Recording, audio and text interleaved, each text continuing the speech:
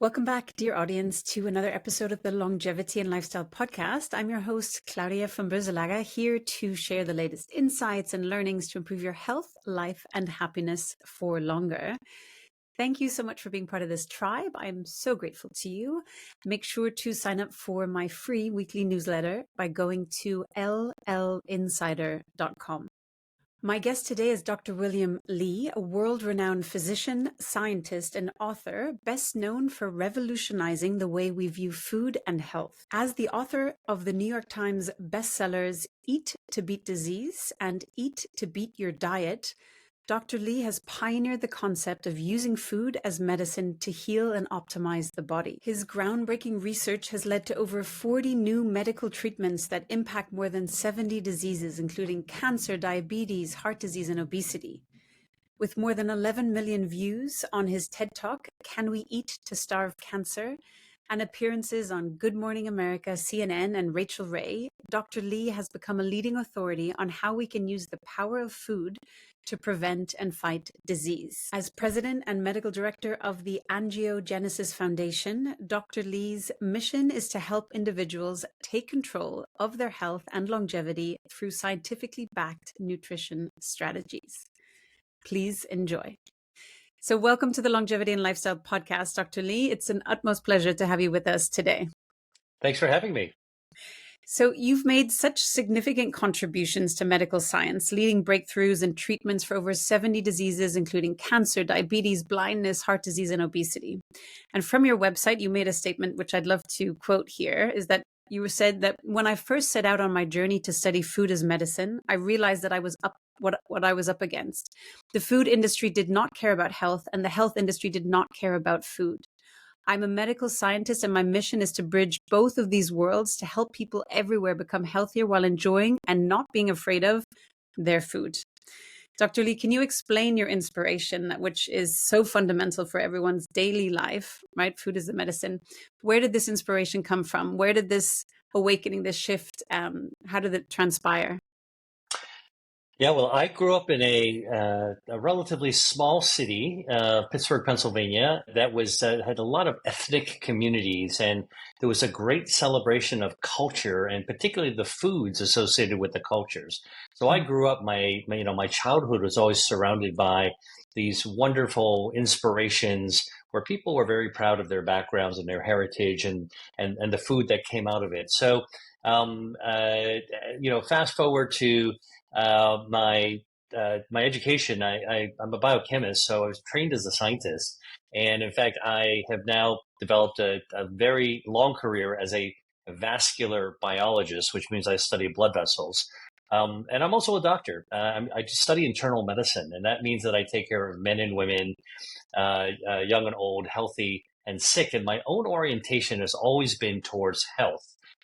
Now, being trained in medicine, the focus of most Western medical training, education is on diagnosing and addressing illness. Mm-hmm. And in fact, I have been actively involved with my research background in helping to develop new biotech-oriented treatments for cancer and vision loss and healing, wound healing. And so I sort of cut my teeth, and I have real street cred in terms of the life sciences and what it takes to develop a treatment, an intervention for disease.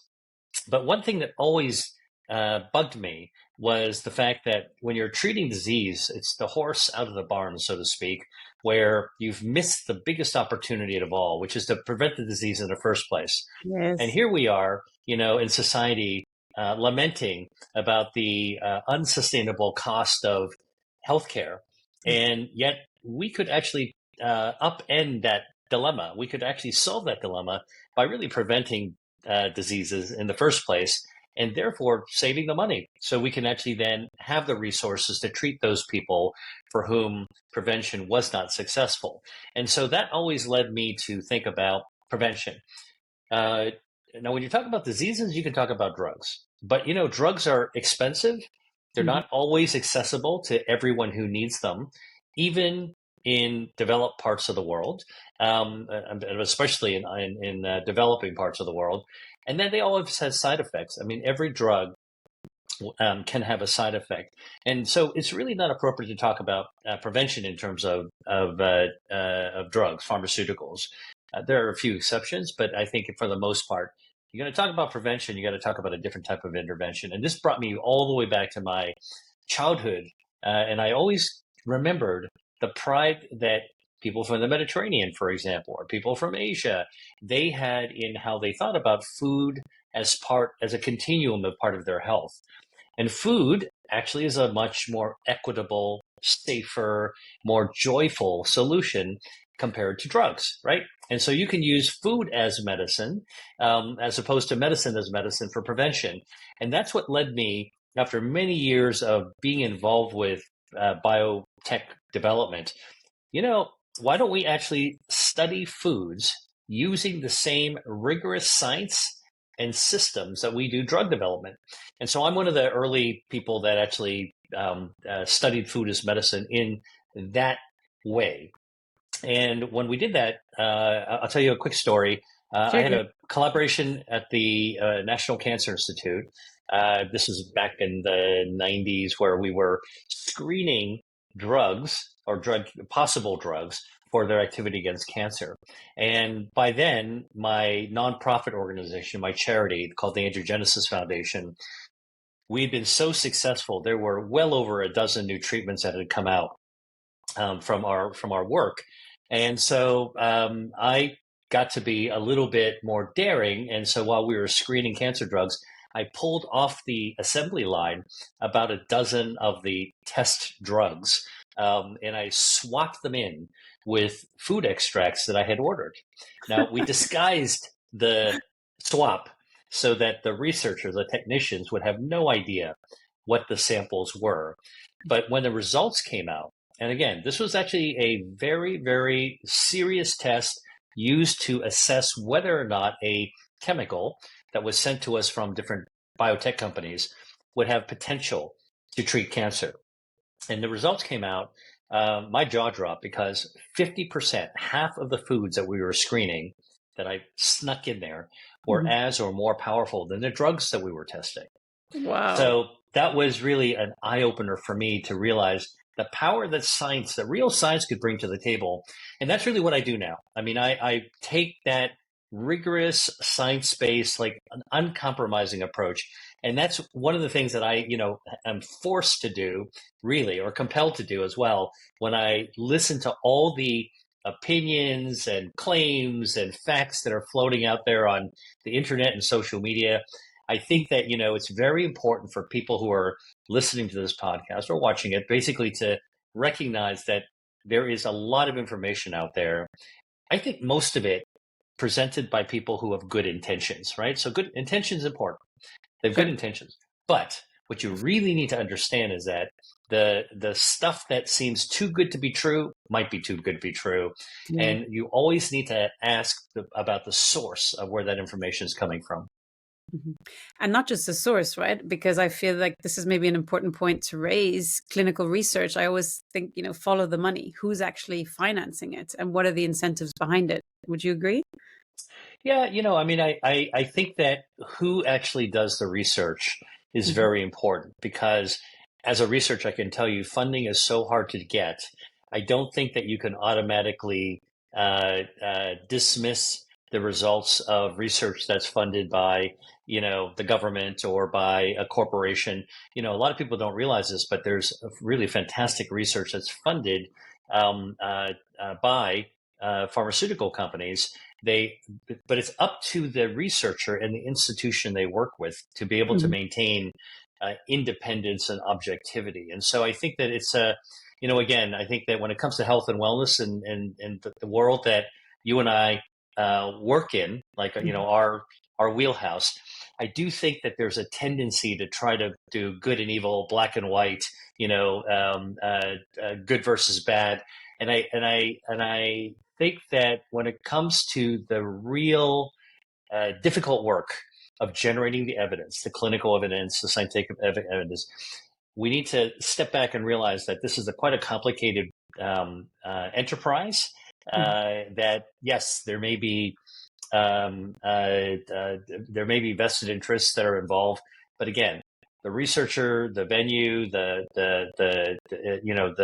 it really depends on how much integrity the individual doing the research or the group doing the research and the institution in which they actually do that research actually have. So the proof is in the pudding, by the way. Mhm. And I think that when we talk about something, if it works, that's good. And I think that that's one of the problems I have is that claims are made all the time about things that don't have the evidence. Yeah, especially online as well. So I think, for a lot of people, I think people are waking up to that as well. But typically, unfortunately, the ones that kind of go viral tend to sometimes be these interesting claims that are so far-fetched. So yeah, Yeah. following the research is so important. Let's touch on metabolism. I think this is such an Mm. important point. And as we know, there is a metabolic health pandemic happening in the US, but also spreading around the world. There's a lot of misinformation, speaking of which, around metabolism. So, what are some of the myths around metabolism, and what are some practical steps that people can do to start repairing their metabolism? Yeah. One of my favorite topics, because this is actually very, very new research that's coming out to uh, inform us that much of what we used to think, and this is the medical community as well, Mhm. much of what we used to think about metabolism is actually not correct. So I'm going to first throw out there some commonly held beliefs about metabolism, and then I'm going to tell you the truth about them, but what research has discovered. So, um, common belief number one that uh, the metabolism that we have is really the result of some random process where your sister might actually have a fast metabolism, be skinny as a stick and can eat anything. And you might actually have a slower metabolism and been struggling with food your whole life. I mean, we've all heard that or maybe experienced that. And that is a commonly held belief. The truth is, based on recent research that came out just a few years ago, that when you study 6,000 people across 20 countries, starting from the ages of 2 days old to 90 years old, this is the largest study of human metabolism done in exactly the same way. Everyone is born with the same metabolism. We're all born with the same metabolism, not different metabolism. What happens is that our metabolism evolves and takes on different paths as we get older due to the experiences, the exposures, and the behaviors that actually happen after we're born. And by the way, why would we think that our metabolism is just a roll of the dice, like in a casino?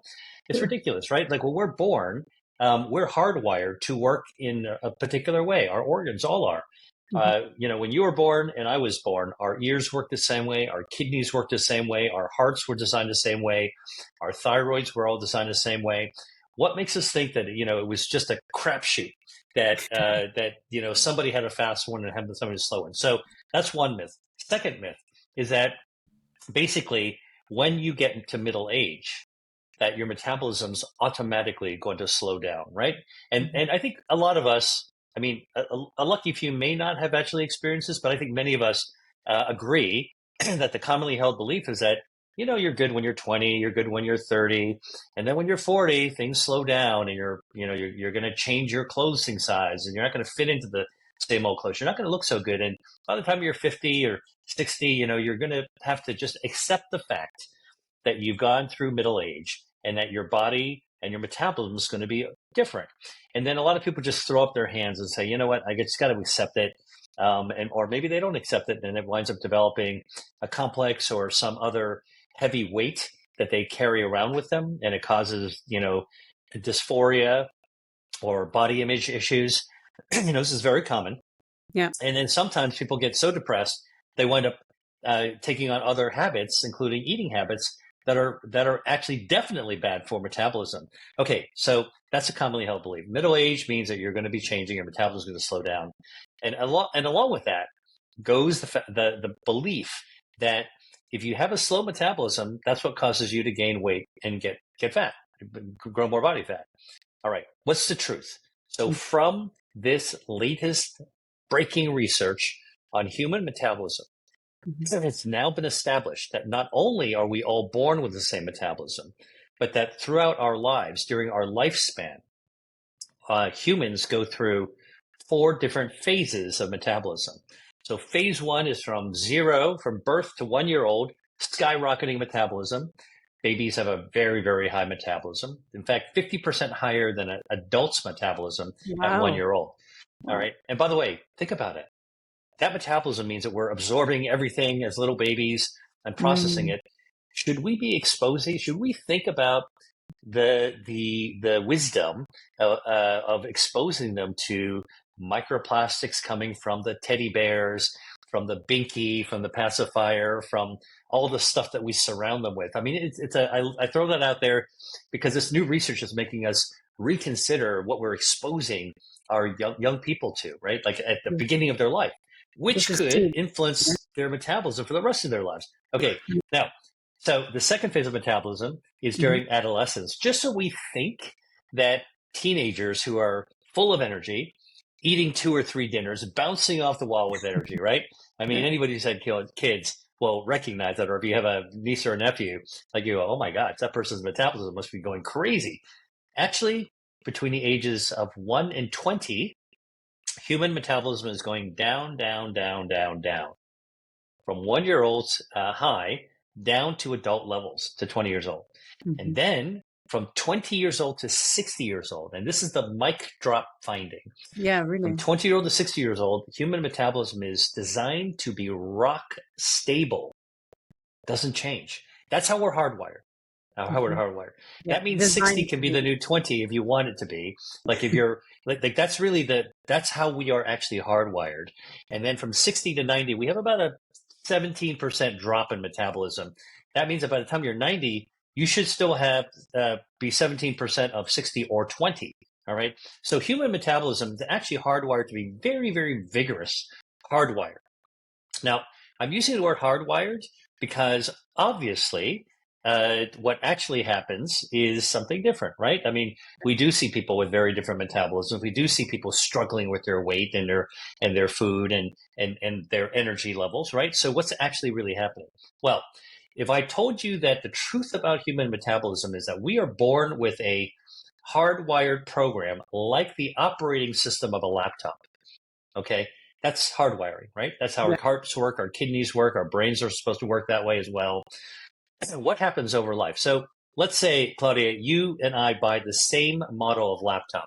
You go to your computer store, I go to mine. We buy the same model, we plug it in and we boot it up. We charge it and boot it up. All right. Operating system out of the box is exactly the same. That's like our metabolism when we're born. Now, let's say that you are this absolutely meticulous caretaker of your technology because you have a background in the tech field, so you know what it can do. So you shut down your laptop. You make sure that there's no viruses you download. You keep it in a warm place. You never drop it. You always have a okay. I'm a busy guy. I'm less careful. I'm in a rush a lot, so I occasionally spill coffee on mine. I just wipe it up and I do with it. I download all kinds of stuff because I'm a researcher, so I'm downloading everything. Viruses are accumulating, and I drop my computer every now and then, and I sometimes leave it in a hot car. All right. Now, what happens is that the operating system of your computer is going to maintain its really healthy system, Mhm. whereas mine is going to start going off the rails. Mhm. Okay. And that's what happens to our metabolism. We all start the same way, but depending on what we're exposed to, how we are treated, how we treat ourselves, that can lead to radically different paths. Now, during middle age, all right, the 40s and 50s and 60s, this is actually where not only does the cumulative effect of our life experiences alter our metabolism, all right, but hormonal changes that Mhm. naturally occur during that period of time, lower estrogen, lower testosterone, by the way, the andropause gets underplayed compared to the very important topic of menopause or Mhm. perimenopause. But I think both men and women actually experience changes. Those changes can affect our brain. Those changes can affect our energy level. Those changes can add on to everything else. So rather than pin the tail on the donkey of just the hormones, what I would say is that it's the cumulative life experiences and behaviors that can actually affect our metabolism by the time we're middle aged. By the way, one last thing about middle age. Look, I'm sure you were the same as me. when we're teenagers and we're 20, like we're at the gym, we're working out, we're looking good. Like, physique is an important thing and fitness is an important thing. Then you get towards middle age, right? Life changes because you got more worries, more concerns. You're concerned about your kids. You're concerned about your economy. You're concerned about your job and your boss. You're concerned about, your parents. You're concerned about the war. You're concerned about all kinds of other things. Mhm. Stress can actually affect our metabolism as well, not only for our mental health and mental wellness, which is so important, but also affects our physiology and is another uh, force that can slowly derail that hardwired programming. So that when we actually start to veer from the pattern of regular physical activity, eating healthy, managing stress, and by the way, when you're stressed, you're not sleeping very well, and sleep is very important for metabolism.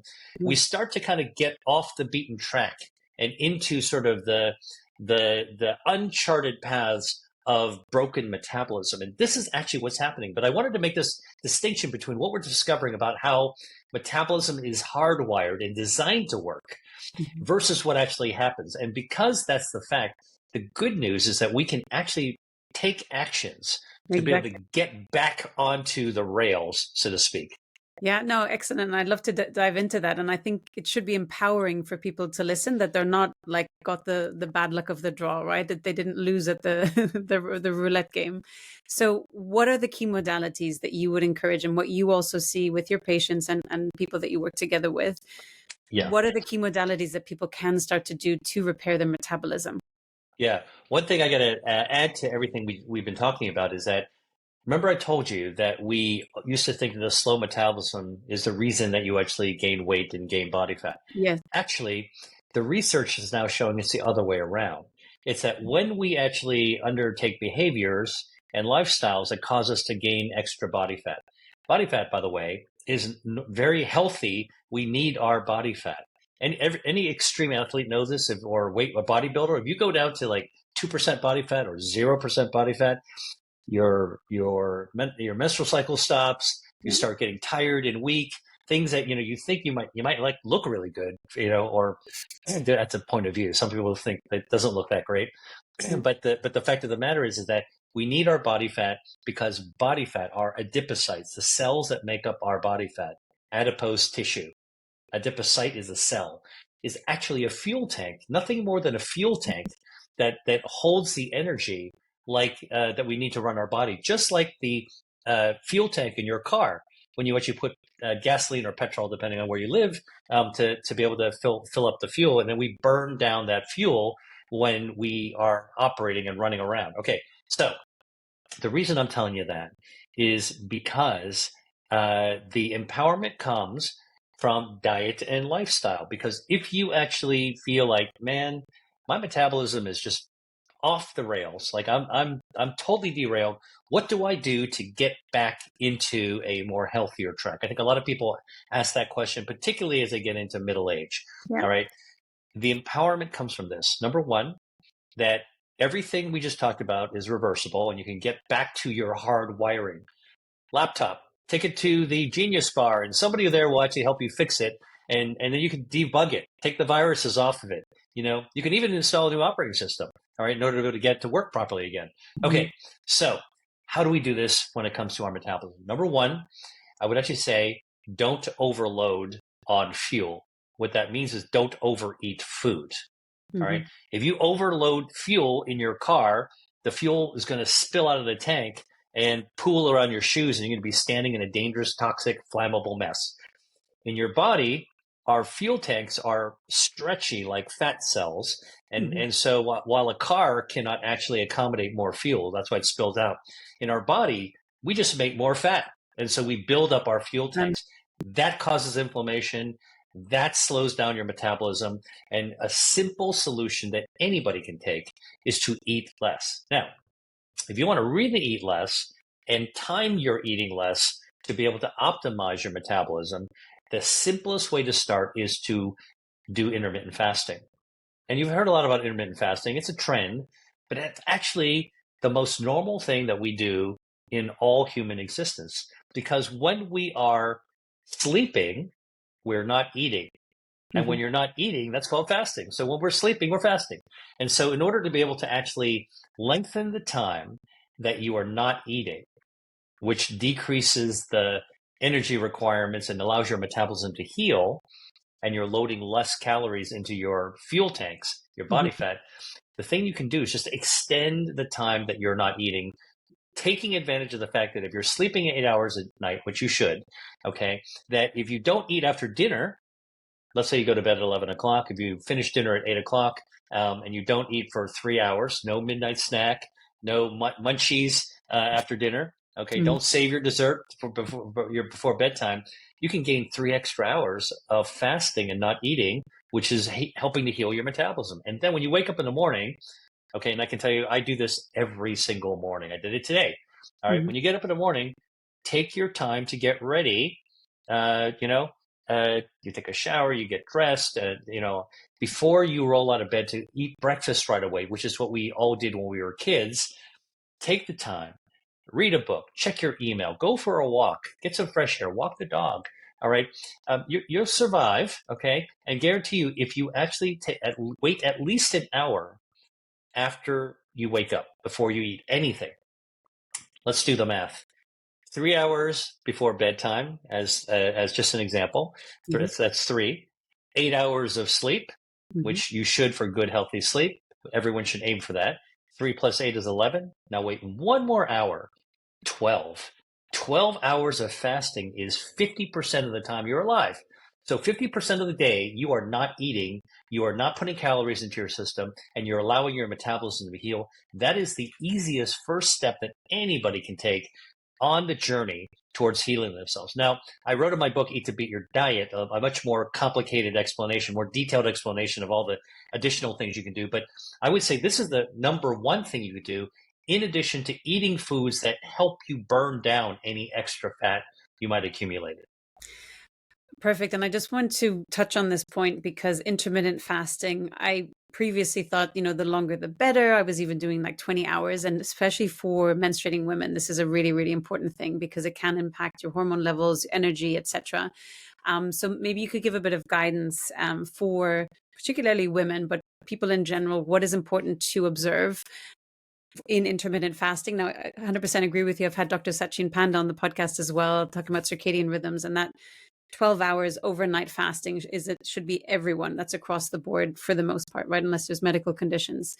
But I'm talking about the people like, well, what if I extended it for 18 hours or 20 hours? Can you shed some light on that? Well, and this is the perfect segue to talk about, when it comes to health and wellness, more isn't always better. Yes. Okay. And there's this concept of homeostasis and hormesis, which is our body knows what to do. It actually wants to always live in a state of balance. Now, it's true, if you keep on beating it up in one way or one direction or another, it will go off balance. But the goal in life, and I think this is actually, I'm sure you would agree with me, one of the prime directives of Asian medicine is really to maintain harmony and balance, not to go excessively in one direction or the other. And I think that's a little bit different than Western medicine, where more is often more. We look for dose response. The maximum tolerated dose is what we're looking for for drug development. I mean, it's kind of ridiculous, right? Well, what's the optimal biological dose? We don't ask that question, but we should be asking that question.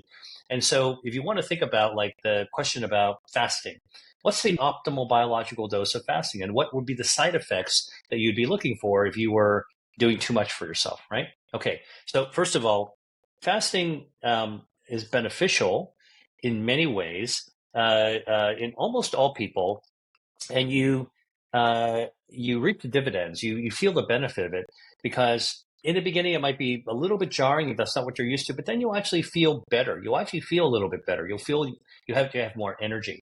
If you start feeling like, in fact, it's quite the opposite, you're worn out, you're worn down, then you should be. That's a warning sign. That's a red flag that should be looked at to say, maybe you're overdoing it. Okay, how much should you cut back? It's very individual. You hear about individualized, personalized wellness, personalized medicine. You got to actually listen to your own body. Speaking of which, for women, if you are your menstrual cycle is a very, very sensitive indicator of balance in your body. And if you are having problems with menstruation, then or aberrations or differences than what you normally would expect, pay attention to that. That's another sign that something's not going well. Same thing as our belly, our abdominal feeling. Like, listen, we've all had this, right? On the surface, you look fine. You're in a business meeting or you're presenting something, and actually inside your belly feels crampy and crazy. You are just barely making it. But on the outside, you're looking good. But that signal of crampiness, gassiness, discomfort, weird belly stuff, it's actually, I can tell you this as a medical doctor, it's never defined. It's probably a little gas, maybe something you ate last night. That's the teaching that we actually have. In fact, we know it's probably your gut microbiome, the healthy trillions of bacteria living inside our gut that we need for our health and wellness. They are sending a distress signal out saying, you know what, we're not too happy right now. The neighborhood is not doing well. All right. And I think that we need to pay attention to these signals in our body. And that's one way to think about fasting. Okay, let's just talk about the timing of fasting for a second. 8 hours of sleep, 8 hours of fasting, no problem. Probably not quite enough. Like, it's not optimal. Like, you could do more for sure. So that 12 hours we were talking about earlier is a very natural way that most people can fit it into their schedule, right? Don't eat after dinner. Wait a little bit before you eat for breakfast. Now, if you're like me, or if you're somebody who's like really into biohacking and you want to be really disciplined in fitness, and you're like, you know what, I'm going to do 16 hours because if 12 was good, 16 is better and that's what people describe 16 hours of fasting. I'm going to do that. Okay, look, here's an easy way to do it. Skip breakfast and eat lunch. All right. Now you got your 16 hours, right? Because, it's 7 in the morning. You're not eating for an hour. You're not going to eat till noon. You just hit 16 hours very, very easily. I miss my breakfast and I get to lunch pretty easily on a really, really busy day. Not difficult to do. All right. Now, the key, and again, this is individualized. I think that it's doable. The question is, well, if 16 is good, and both 12 hours and 16 hours have been studied clinically in humans, both will actually help you lose weight. Both will actually help you have better insulin sensitivity. It is true, 16 is a little bit better than 12. You'll lose a little bit more weight over a period of a month or so. But both work, and you've got to figure out what works for you. But, well, maybe I shouldn't eat until dinner time then. Maybe I should just have one meal, right? So this is the mindset of the people who are really, really trying to hack into their bodies and figure out how to meal. Listen, if that works for you and you feel okay, try it, give it a shot. But I can tell you, for most people, extending beyond 16 hours is not only difficult for an ordinary schedule. It's actually probably not giving you enough calories, probably not giving you enough energy. And when you fast long enough, think about it. You're also depriving yourself not only of calories, which is a measure of energy, fuel, which is our food, as the measure is in calories, like gasoline or petrol is either in gallons or liters, right? Okay. So, but basically, calories are only one part of our food. You've got all these other micronutrients, the vitamins, the bioactives, the lycopene, the polyphenols, carotenoids. Those are absolutely critical for our health. So the longer you go, okay, and then trying to limit only your calories like a bodybuilder, all right, you're going to eventually deprive yourself of all these other micronutrients that are incredibly important for gut health, for immune health, for circulatory health, for your stem cells to be healthy, and ultimately for your metabolism as well. So I think that, my general rule of thumb is to listen to your own body. When it comes to fasting, more isn't more. And by the way, if you're fasting, when it's time for you to eat, make sure you don't overeat. That same principle holds true. And make sure you're putting good quality fuel in your body, good quality food. So if you don't fill up your tank in your car often, and then finally you're going to fill up your tank, please don't go to the cheapest form of fuel and load it into your car. Once in a while, that might be okay. But if you do that day in and day out, week after week to your car, just like mistreating your laptop, that we discussed earlier, if Yeah. you are putting the poorest quality fuel into your car, that car is not going to run very well and not last very long either. So if you're talking about wellness and longevity, good quality fuel, don't overload on the fuel, and listen to your body. Those are the prime directives, I think, for intermittent fasting. This episode is brought to you by OneSkin. If you're like me, you know the power of feeling confident in your skin, and that's why I'm so excited to share today's sponsor, OneSkin. Their products make it simple to keep your skin looking and feeling healthy, strong, and vibrant without the need for complicated routines. It's all about science-backed, effective skincare. OneSkin's secret is their proprietary OS1 peptide, the first ingredient scientifically proven to target and reduce aging cells that cause lines and wrinkles and thinning skin. I've been using their products for a while now, and the difference is amazing. My skin feels refreshed, hydrated, and looks younger. But don't just take my word for it. OneSkin has over 4,000 five-star reviews. Now's the perfect time to try it for yourself. For a limited time, get 15% off your first OneSkin purchase using the code Claudia15, CLAUDIA 15, when you check out at oneskin.co. That's ONESKIN.co. Start your journey to healthier, younger skin today. In your book, Eat to Beat Disease, you dive into the body's 5 natural defense systems. What are some of the key foods that activate these systems? And maybe you can expand exactly on what these 5 different systems are as well. Yeah. So earlier I was talking about hardwiring in the body for your metabolism. Well, it turns out that our body's ability to stay healthy throughout our entire lifespan, is also hardwired into us, right? It's another part of our operating system. And my research has uncovered 5 different health defense systems. These are pathways in our body that formed when we were still in our mom's womb. So before we were born. And the moment that we were born, we took our first breath. Those health defense systems started firing on all cylinders, like really going to work hard for us. And they are firing in all cylinders from the day we're born until our very last breath. They are doing everything possible to keep us healthy. And I'll tell you how I came to this realization and then the discovery is because when I was in medical school, and so much of my story of where I am today goes back to my training and my education, where I realized there were questions I had that were not being answered by my professors. All right.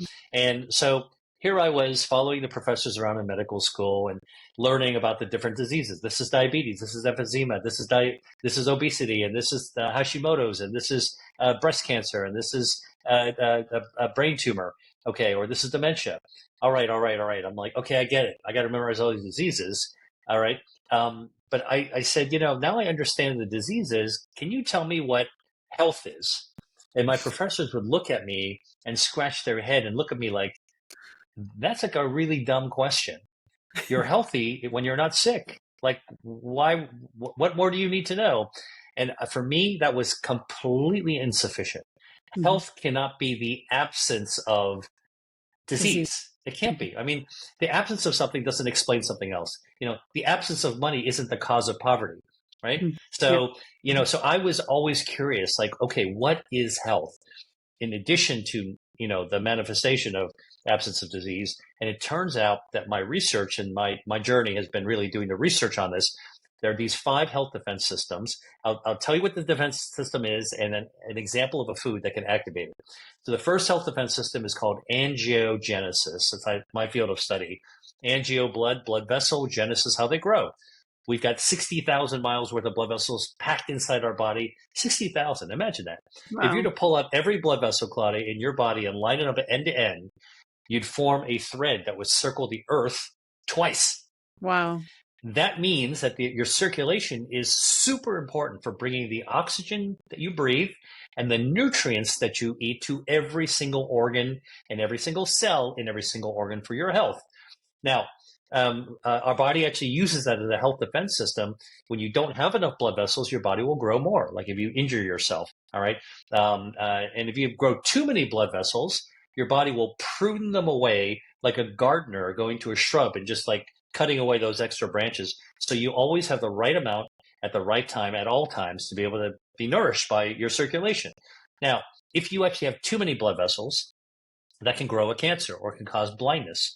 And so, what are some foods that can actually help us cut off that extra blood supply, help our body prune away? All right. Mm-hmm. And it turns out that green tea is one of those foods that contain the polyphenols that help to prune the bushes. They can clip away extra blood vessels, but that means you can starve a cancer by cutting the blood supply with green tea. Okay. What about when you need to grow more blood vessels, right? It Can I just turns ask a out, yeah, question? Ask a question yeah. about the green tea. So, love that. And what I did at one point was overdose on green tea. So I think there is that effective dose, right? Because I didn't realize it was such a diuretic. Woke up one morning, felt super dizzy, didn't know what was going on. Doctor was like, your heart is fine, your ears are fine. I don't understand why you're feeling so dizzy. And only after realized I'm dehydrated, even though I was drinking like 2 to 3 liters of green tea with fresh lemon, thinking I was doing a good job. So what would you say is the minimum effective dose of, or maximum dose of the green tea in a day, just so people are not overdosing on the green Yeah, tea? yeah, yeah. No, well, listen, it's a great question and a great example you brought up. So, tea and coffee both are beverages that actually have multiple benefits for all of your health defense systems, and we'll talk about the Mhm, other systems in just a moment, mhm, and including your circulation. mhm, And many people have thought that tea and coffee are diuretics. In fact, I believe that as well. uh-huh, The caffeine in your tea or caffeine in your coffee would send you to the bathroom all the time. Well, there's truth to that, but there's okay, also some mythology to it. okay. The truth is that if you drink less than 10 cups of tea or less than 10 cups of coffee a day, you're going to be just fine because we call it euvolemic, meaning you're maintaining a normal amount of fluid in your body. Because don't forget, you're drinking liquid along with the other stuff, the polyphenols and the caffeine, which Mm, can have a bit of a diuretic effect. But studies have shown in humans, healthy humans, that if you stay underneath 10 cups, you're going to be fine. Now, what about the effective dose? Like people always ask me this. So, like, if green tea is good, like, how much green tea should I have for cancer, for heart health, for brain health? Uh, it's not as precise as an antibiotic dose would be because we study food in different ways. But I will actually tell you that in general, most of the studies have shown for tea and coffee, it's about 3 to 4 cups a day. 3 to 4, maybe 5 cups a day will be fine. You'll be in the safe zone. You'll be in the zone of actually efficacy, effectiveness. All right. You go beyond that, you don't always get more. And you go way beyond that, you'll actually start to dry yourself out. It just exactly is how you experience it. So I think for the people who are your audience listening to this, again, I'm going to kind of underscore this idea that balance is what we're looking for, harmony and balance. We are not looking to exceed. More isn't, when you have too little, a little bit is good. A little more is even better. And then you get into that optimal dose, which is going to be different for different people. If you've got a big body, if you've got a small body, if you're exercising, if you're not as physically active, I mean, it's going to be a little bit different. But for virtually every food, if you overdose on something good, you're going to wind up actually suffering, paying the price somehow. And so more isn't always more. I think we need to get out of that mindset, which is kind of this linear mindset. Everything is on an X and Y axis. And if mm, I can get to the far upper right quadrant for people who are in business, like I'm going to be really good. You know, mm, a huge amount actually equals a huge benefit.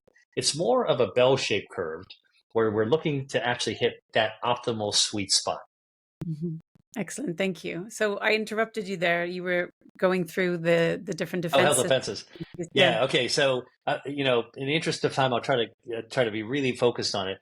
Okay. Angiogenesis, blood vessels, your circulation, your first health defense system. Second, our stem cells. A lot of people don't realize this, but we regenerate from the inside out. We heal from the inside out with our own stem cells that we were born with. And they live Mhm, in our bone marrow and they live in our skin and they live in a lot of our body fat as well. When we need to heal, when there is something that is broken or damaged inside our body, the signals inside our body that we can't see, we can't feel, call out to stem cells from the inside of our bones. They go into our bloodstream like bees coming out of a hive, and they fix it. All right, which is mhm, quite remarkable. We actually get repaired from the inside out. Now, how do we know we regenerate? we're not a salamander. We can't grow a new leg, all right? And we're not a starfish. We can't grow a new arm. Mhm. But we do grow new hair. We do grow new gut. We do grow new skin. We know that for sure.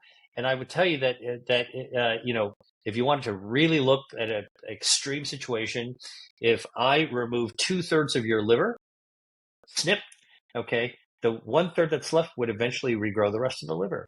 And if I cut off the top of your lungs, snip, okay, just the tip of it, the cap of your lung, in about a year it'll grow back. All right, that's regeneration. Amazing. And Mhm. nerves will also grow back as well. So one of the things that we can do is eat foods that can actually help our nerves, our body, our tissues regenerate a little bit easier and nicer. What are some examples of foods that actually can stimulate regeneration? Well, it turns out that barley and mushrooms and oats all contain something called beta-D-glucan. Beta-D-glucan is a soluble fiber that does feed your gut microbiome and lower inflammation, but it stimulates stem cells to come out of your bone marrow. And so does dark chocolate. Dark chocolate, not because of the confection and the sugar and all this other stuff in it, but because of the high levels of cacao, which is packed with polyphenol. Mhm. And so the darker the chocolate, now this is an example where you got 100% chocolate, you're probably not going to be, most people aren't going to be eating, it's too bitter, but Yeah. 70 to 80%, that's the sweet spot, Or you know, 90%, right? or 90% if you want to go up, That's what I if have. you, okay. Yeah. And by the way, 90%, like have a little square of 90% chocolate with some coffee, that you're actually Mhm. going to get that mixed together, right? It's called Mhm. mocha, right? So like the idea is that, the idea that I want to give is that like you can actually enjoy these foods as well. Yeah. But the key is that the polyphenols in cacao have been shown to call out stem cells out of your bloodstream. In fact, they can double the number of stem cells in your circulation just by having 2 cups of hot chocolate made with dark chocolate over the course of a month. And so it improves the regeneration of your circulation. Third, health defense systems, our gut microbiome. We talked a little bit about this. 39 trillion bacteria living inside our gut. They lower inflammation. They boost our immunity, our healthy defensive immunity. They help us become more insulin sensitive. So if you want to actually refine your metabolism, treat your gut well. When your gut feels funny, your belly feels funny, you know what? Pay attention to that. You might need to heal your gut. What's the easiest thing to do to heal your gut? Stop eating ultra processed foods Mhm. because they really damage your gut. Artificial sweeteners, emulsifiers, all those kinds of additives, Yeah. artificial coloring, artificial sweeteners, artificial preservatives, all those things basically are assaulting the healthy Mhm. bacteria. Come off that for a little bit, and then Mhm. it's better for your gut. What's good for your gut? Dietary fiber, Mhm. prebiotics like polyphenols that you can actually have. People say, well, what about just having a probiotic and some supplements to do that? I always tell people supplements are fine. I do take some supplements myself, but supplements meaning the word supplement means to top off. And what I think people should do is to eat whole foods whenever possible to get that repertoire of the polyphenols and the dietary fiber, the macronutrients and the micronutrients, so you get the whole package whenever possible without overeating. We're talking about metabolism here, all Mhm. right? But able to get it, and then if you need to top off, go ahead, top yourself off with something. But gut health is another really critical part of our health defense system. We're beginning to realize, by the way, poor gut health might set you up for cancer. Poor gut health might set you up for dementia. Poor Mhm. gut health definitely sets you up for metabolic disease as well. And while we are just at the beginning of understanding the biology of our gut health and how to treat it better. So anybody who's watching a program and they're like, "Oh, I've got a workshop for you to the complete gut healing workshop." Listen, I'm a researcher. I'm a scientist, and I'm also a doctor. So I got to be really honest with you. We're just at the beginning of this. What we're discovering is so exciting, so important, but we don't know everything yet. Okay. And so when somebody tells you the complete package, we don't know the complete package yet. The story is still being unfolding as we're actually Yeah. speaking right now. But prebiotics and dietary fiber, fermented foods, the prebiotics. And just think about colorful foods, colorful whole foods that you find in the produce section.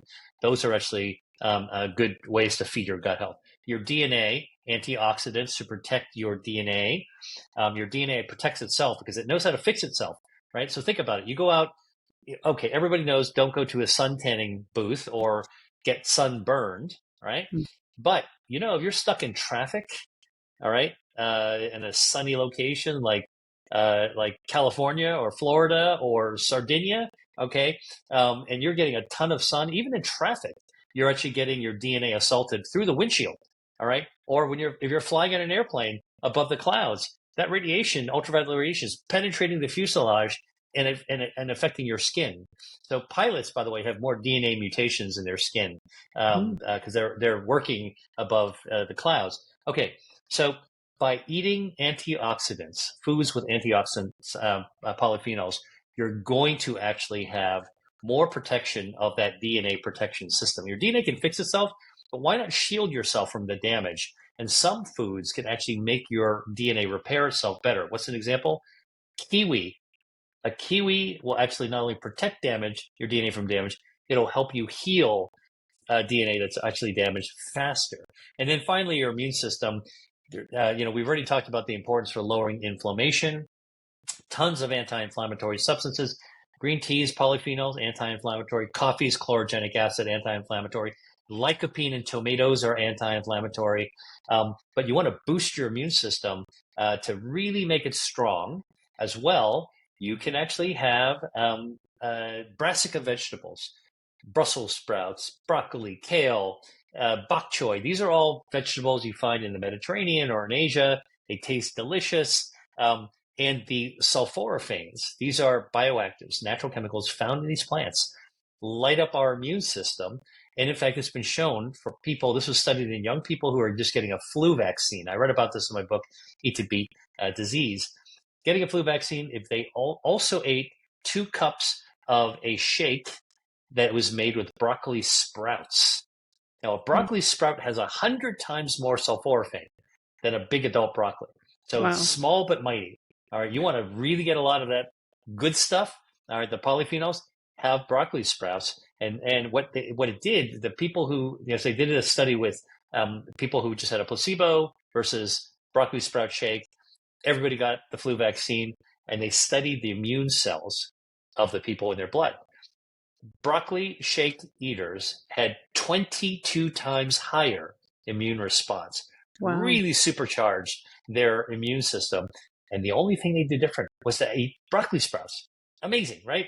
So Amazing. this is really the eye-opening aspects of food as medicine. I work in this field, so like every day is an amazing new kind of day for me because we get to discover all these cool things that can help us improve our metabolism, protect us against disease, elevate our health, and just in general, help us overcome those behaviors that we might have had earlier in life. Like, so people always ask, well, you know what? I didn't live such a healthy life before when I was younger. Is it too late for me? Should I try something? Absolutely. That hardwiring in your body is ready to spring to action. That the operating system is ready to go to work if you can actually get yourself back on the rails. Dr. Lee, you have so much wisdom. I have so many further questions, but I appreciate the time that it is now. Maybe we have a chance in the new year for round 2. But before we sign off, 2 things. One is, where can people find out more about your work and follow you? Maybe website, social media. What would you like to share with people? Yeah, well, first of all, I have been really diving into my YouTube channel, and you can Okay. find me at Dr. Dr. William Lee, Li. Same handle as my social media on Instagram, whatnot. My website is drdrwilliamlee.com. And, I do master classes. You can order my books wherever they're sold. I'm working on my next book right now, and I'm super excited by the research we're actually doing. Listen, I mean, the life of a scientist is to keep following the trail of science. When we don't tend to stick around and circle around the same old thing all the time. We're always moving into new frontiers. And so what you've given me the opportunity to do, Claudia, today is to talk about some of the really exciting areas that been working on up to present day, and would love to come back and talk to you more about the latest discoveries. Amazing. Thank you so much. So, Dr. Lee, what is a parting message or thoughts from my audience that you would like them to share with them to really step into knowing that food is medicine, what can be done, and to give hope, I guess? What would you like to say? Yeah, I have one short phrase that I would love to leave people with, because the message on food has for so long been about fear, guilt, and shame and uncertainty. And what I want to reassure people is that you can love your food to love your health. You should lean into your healthy foods and really make it part of your everyday enjoyable living. Just don't eat too much of it. Beautiful. Thank you, Dr. Lee, for taking the time to come on today. Definitely look forward to round 2. And thank you, dear audience, for tuning in.